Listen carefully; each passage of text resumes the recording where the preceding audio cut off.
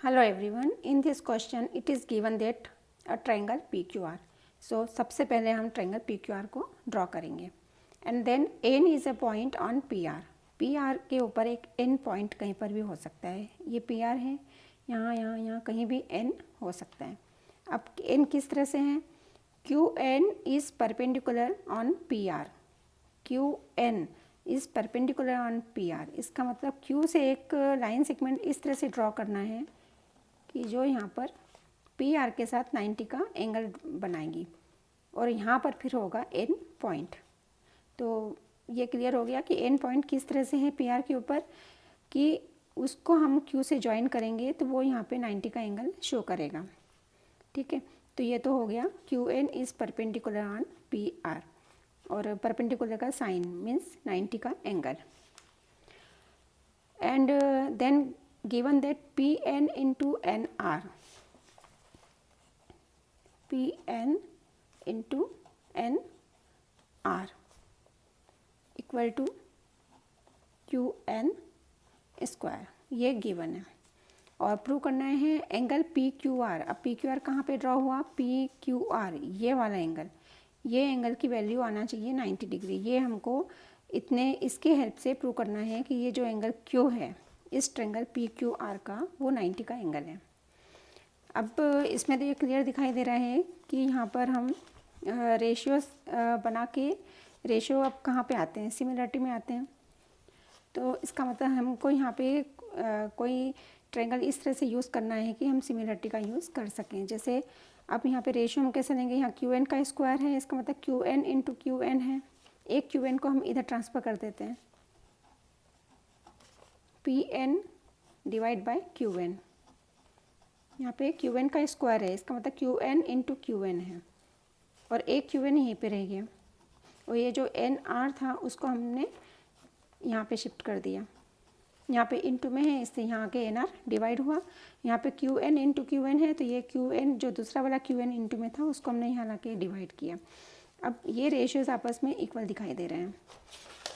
अब इस रेशियो से हम कौन सा ट्रायंगल बना सकते हैं? जैसे हमने सपोज़ किया PNQ, इससे PN और Q तीन पॉइंट डिफरेंट तीन पॉइंट हैं, P और N और Q और N रिपीट है. इसका मतलब हम एक ट्रायंगल PNQ ले सकते हैं. PNQ यहाँ पे देखें डायग्राम में PNQ ये ट्रायंगल, इस ट्रायंगल को हमने यहाँ पे लिया.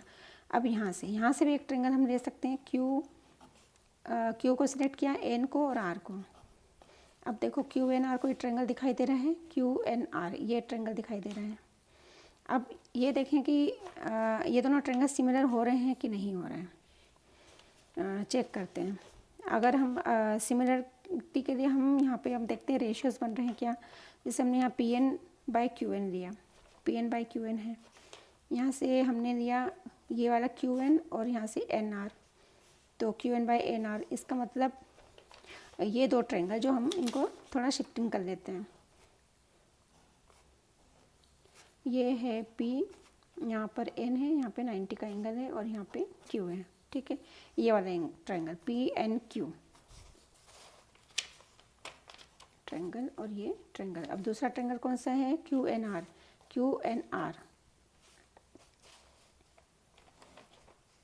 यहाँ पर Q, यहाँ पे N और यहाँ पे R, ये 90 का एंगल. हमारा पर्पस क्या है? इन दोनों ट्रायंगल को हमको सिमिलर बताना है. कैसे बताएंगे? इन दोनों का 90 का एंगल है, एन यहाँ पे भी 90 है, यहाँ पे भी 90 है. क्यों 90 है? क्योंकि ये क्वेश्चन में गिवन था QN is perpendicular on PR. QN is perpendicular on PR, that means N is 90 degree. तो ये 90 का एंगल हुआ. अब यहाँ से देखेंगे PN बाय QN यहाँ पे गिवन है PN बाय QN, मतलब ये वाली साइड है, इसको ऐसा कुछ भी मार्क लगा लो. PN बाय QN का रेशियो किसके इक्वल है? QN by NR. QN by NR. यहाँ पे भी कुछ मार्क ऐसा कुछ क्रॉस मार्क डिफरेंट मार्क लगा देते हैं. यहाँ पे डॉट लगा दिया मतलब इसका रेशियो, यहाँ पे क्रॉस मतलब इन दोनों का रेशियो इक्वल है. ये यहाँ पे गिवन था. ये गिवन कहाँ से आया? ये जो यहाँ पे गिवन था PN into NR equal to QN square से. तो QN इंटू QN किया और एक QN को यहाँ शिफ्ट किया और NR को यहाँ शिफ्ट कर दिया. तो ये रेशियो हम यहाँ दोनों ट्रायंगल्स में देख रहे हैं. साथ में ये दोनों जो साइड्स का इंक्लूडेड एंगल है n, और यहाँ पे इन दोनों साइड्स का इंक्लूड एंगल है n। इसका मतलब कौन सी प्रॉपर्टी यूज़ हो रही है इन दोनों ट्रायंगल को सिमिलर करने के लिए? SAS प्रॉपर्टी से ये दोनों ट्रायंगल्स सिमिलर प्रूव हो गए। इसको एक्चुअली में हमको कहाँ लिखना था? यहाँ पे, कि ये दोनों ट्रायंगल के दोनों साइड्स का रेशियो इक्वल है और साथ में जो इंक्लूड एंगल है वो आपस में इक्वल है। इसलिए SAS सिमिलरिटी क्राइटेरिया से बोथ ट्रायंगल्स आर सिमिलर। ये दोनों ट्रायंगल्स सिमिलर हो गए। अब सिमिलर होने से क्या होगा? इनके करस्पॉन्डिंग एंगल्स इक्वल होंगे। ट्रायंगल PNQ का जो एंगल P है, इस ट्रायंगल PNQ को देखो, PNQ में जो एंगल P है वो QNR के Q के इक्वल होगा। इसको जैसे हमने x माना तो इसको भी हम x सपोज कर सकते हैं। करस्पॉन्डिंग एंगल मतलब यहाँ पे P से स्टार्ट हुआ, यहाँ Q से, मतलब P किसके इक्वल है? Q के। P को x लिया तो Q भी x हो गया। Then n equal to n second position पे, यहाँ पे n सेकेंड पोजीशन पे, n 90 है, n 90 है, वो तो हमको पहले से पता था। देन Q किसके इक्वल है? R के। इस ट्रायंगल का Q, इसको हमने y सपोज कर लिया, वो किसके इक्वल है? R के, मतलब R को हमने y मान लिया। Q को हमने y सपोज किया, R को y सपोज किया। ठीक है, तो ये सिमिलरिटी से हमें क्या मिला कि बाकी के जो एंगल्स हैं उनकी वैल्यूज़ पता चली। वैल्यूज़ मतलब x और y के टर्म्स में। अब इसको हम ये जो x y के टर्म्स में हमें वैल्यूज़ मिली उसको हम ये मेन फिगर में पुट कर देते हैं। P, ये जो एंगल है P, ये कहाँ पे बन रहा है?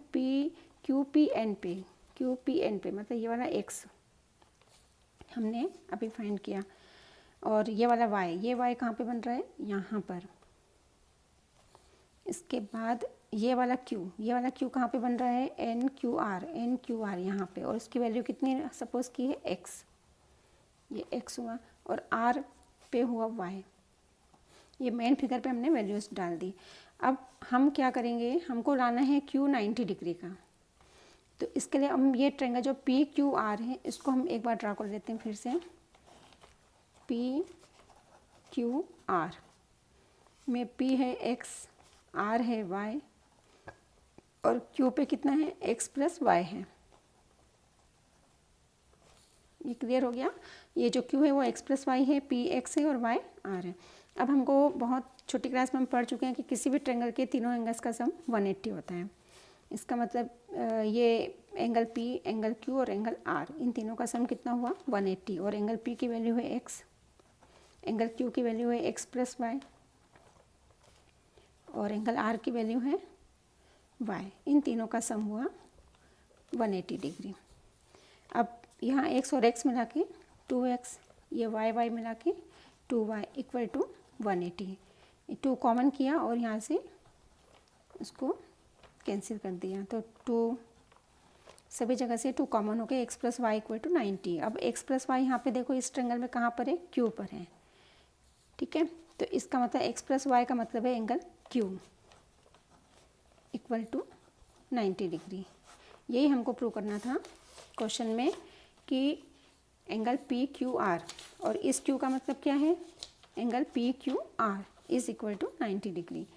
तो ये बहुत ही इजी क्वेश्चन था। बस यहाँ पे हमें क्या ध्यान रखना था कि अगर इस तरह का कोई फॉर्म आता है, इसका मतलब उसको हमको रेशियो में कन्वर्ट करना है, और जब रेशियो में कन्वर्ट करते हैं तो उसके बाद हमें ट्रायंगल्स के नेमिंग समझ में आना चाहिए। ट्रायंगल का नाम देते समय ध्यान रखना पड़ेगा, जैसे ऑर्डर भी को सही आना चाहिए। तो ऑर्डर कैसे चेक करेंगे? जैसे हमने यहाँ रेंडमली PNQ लिखा, और अगर हमने यहाँ पे NQR लिख लिया तो हमें पता ही है कि दोनों ट्रायंगल के n इक्वल हैं। इसका मतलब n यहाँ सेकंड पोजीशन पे, तो यहाँ पे भी n आना चाहिए। अदरवाइज़ हम दूसरे टाइप से भी चेक कर सकते हैं कि रेशियो बना के देखें, रेशियो इससे मैच कर रहे हैं कि नहीं कर रहे हैं। अगर रेशियो मैच नहीं कर रहे मतलब हमने इसका नाम तो फिक्स रखेंगे, इसके नाम के जो QNR हैं उनको हम पोजीशन चेंज करके चेक करेंगे कि सिमिलरिटी किस में कवर हो रही है, जिससे ये रेशियो हमारे इक्वल आ जाए। और जब ये रेशियो इक्वल हैं और एक एंगल दोनों का इंक्लूडेड एंगल इक्वल है, इसका मतलब SAS सिमिलरिटी क्राइटेरिया अप्लाई हो रहा है यहाँ पर। और जब SAS सिमिलरिटी क्राइटेरिया से दोनों ट्रायंगल सिमिलर हो गए तो इसका मतलब इनके करस्पॉन्डिंग एंगल्स आपस में इक्वल होंगे। इसका P Q के इक्वल होगा, N के इक्वल, और Q R के इक्वल। अब इसके बाद हम ये दोनों ट्रायंगल्स को अलग अलग ड्रॉ करके सब वैल्यू सपोज कर लेंगे और फिर हमको क्यू फाइंड करना था तो हम ये मेन ट्रायंगल लेके उसमें वैल्यूज़ पुट करके फिर इसको सॉल्व कर लेंगे। तो इस तरह से हमें क्यू की वैल्यू फाइंड हो जाएगी।